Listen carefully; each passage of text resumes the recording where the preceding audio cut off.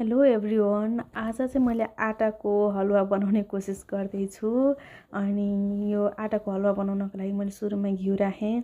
अनि घिउ राखिसकेपछि घिउ तात्यो कि तातेन राम्रोसँग भनेर चाहिँ मैले यहाँ फेरि ट्राई गर्दैछु। अनि घिउ राम्रोसँग तातिसकेपछि चाहिँ यसमा बल्ल आटा राख्नुपर्छ। अनि आटाको क्वान्टिटी चाहिँ घिउको भन्दा आधा हुनुपर्छ। जस्तै 1 कप घिउ भयो भने चाहिँ आधी कप चाहिँ आटा हुनुपर्छ। तर मैले चाहिँ यहाँ थोरै मात्र बनाएको छु, बन्छ कि बन्दैन थाहा नभएर। अनि यहाँ आटा अलिक कम भयो जस्तो फिल भयो मलाई। अनि थोरै फेरि एड गरेँ। पहिलोचोटि ट्राई गरेको, त्यही भएर मैले धेरै बनाएको छैन। राम्रो बन्यो भने चाहिँ पछि पछि पनि फेरि धेरै बनाउला नि भनेर चाहिँ मैले थोरै मात्र बनाएको हो। अनि यसलाई चलाइसकेपछि चाहिँ राम्रोसँग चलाउँदा चाहिँ कलर पनि राम्रो चेन्ज भएर आयो। अनि यो चाहिँ 20% पाकिसकेको छ। अनि यसमा चाहिँ आफूलाई स्वादअनुसार कतिको मनपर्छ चिनी गुलियो त्यसै अनुसार राख्नु होला। मलाई चाहिँ गुलियो खासै मन पर्दैन, त्यसैले मैले थोरै मात्र चिनी राखेँ। अनि चिनी राखेपछि राम्रोसँग मिक्स गर्ने, चिनी पनि आटामा राम्रोसँग घुलियोस्।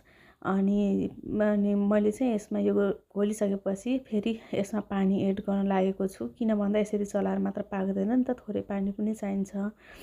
अनि पानी राखेपछि राम्रोसँग पाक्छ। मैले चाहिँ यो ग्यास सानो बनाएर पकाएको छु।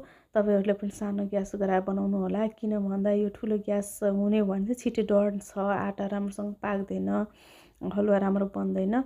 यसमा चाहिँ मलाई पानी अलिक कम भयो जस्तो फिल भयो, त्यही भएर मैले फेरि पानी सबै राखिदिएँ। अनि यो पानी राखिसकेपछि चाहिँ फेरि राम्रोसँग मिक्स गर्ने, राम्रोसँग त्यसलाई मिक्स गरिसकेपछि चाहिँ यसको कलरलाई हेर्नु कति राम्रो चेन्ज भएको छ।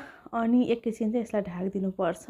सानो ग्यासमा एकैछिन ढाकेर राम्रोसँग पकाउने। अनि एकैछिन ढाकेर निकालिसकेपछि ल हेर्नु पुरै पाकिसकेको छ। तर पनि फेरि यसलाई राम्रोसँग फेरि पनि मिक्स गर्नुपर्छ।